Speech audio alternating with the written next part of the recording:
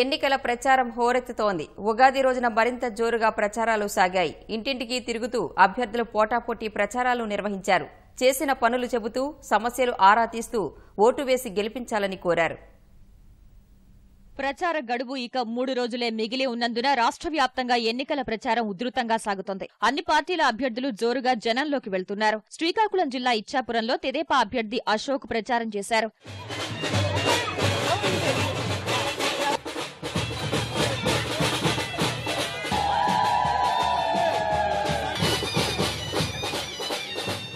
పాతపట్నంలో వైకాపా నేతలు విస్తృత ప్రచారం నిర్వహించారు. ఉగాది వేళ వైకాపా అభ్యర్థి రెడ్డి శాంతి ఎడ్ల బండ్ల ర్యాలీ చేపట్టారు. టెక్కలిలో వైకాపా అభ్యర్థి పేరాడ తిలక్ నవరత్నాలను వివరిస్తూ ఓట్లు అభ్యర్థించారు. విజయనగరం జిల్లా పార్వతీపురంలో తెదేపా అభ్యర్థి చిరంజీవులు కరపత్రాలు పంచుతూ అభివృద్ధికి ఓటేయాలని కోరారు.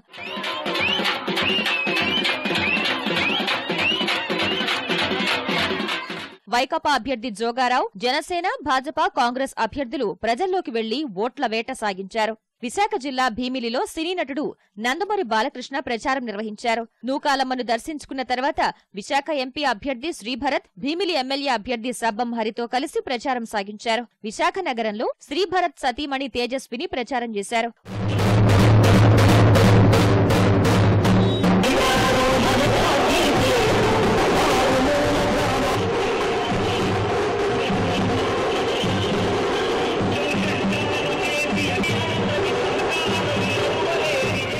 పాయకరావుపేట పరిధిలోని వెంకటాపురంలో తెదేపా అభ్యర్థి బంగారయ్యతో కలిసి మాజీ మంత్రి కొణతాల ప్రచారంలో పాల్గొన్నారు.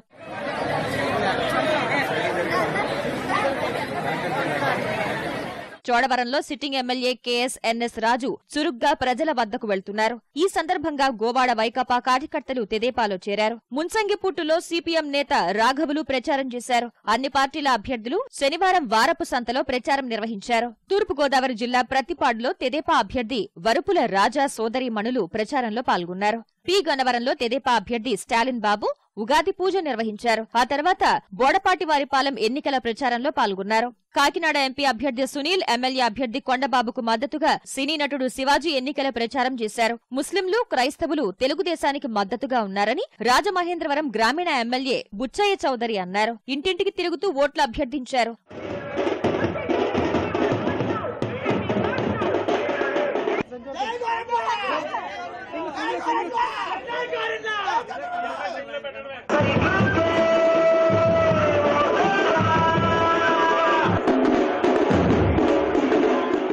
వైకాపా అభ్యర్థి ఆకుల వీర్రాజు నవరత్నాలు వివరిస్తూ ఓట్ల వేటలో నిమగ్నమయ్యారు. ద్రాక్షారామం, వేలంపాలెంలో తెదేపా అభ్యర్థి తోట త్రిమూర్తులు ప్రచారం నిర్వహించారు. పశ్చిమ గోదావరి జిల్లా ఉంగుటూరులో తెదేపా అభ్యర్థి గన్ని వీరాంజనేయులు విస్తృత ప్రచారం చేశారు.